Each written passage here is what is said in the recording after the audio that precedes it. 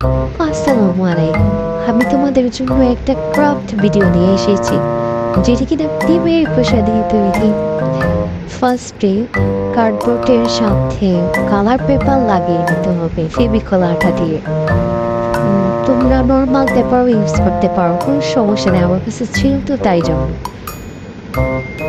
তারপরে ডিমের খোসা রং করে নেওয়া তোমাদের ইচ্ছা মতো, মানে যার যেই রকম ইচ্ছা হয় ওই রকম কালার করে নেওয়া। দেন কার্ডবোর্ডে একটা ফুলের তোড়া, মানে ফুলের টপের মতো এঁকে নেওয়া। দেন তারপরে ডিমের খোসা ফেভিকল আঠা দিয়ে লাগিয়ে নেবা। তারপরে হচ্ছে আঁকা বাঁকা ডাল, তোমরা তোমাদের ইচ্ছা মতো কালার দিয়ে আঁকা বাঁকা ডাল করে আইকা নেবা।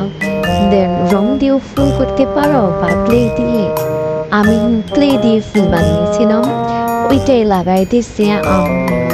অনেক তোমরা যদি আরো ভালো পারো আরো সুন্দর করে আইকা নেবা। আমারটা ভালো হয় নাই বেশি, তারপরেও চেষ্টা করছি।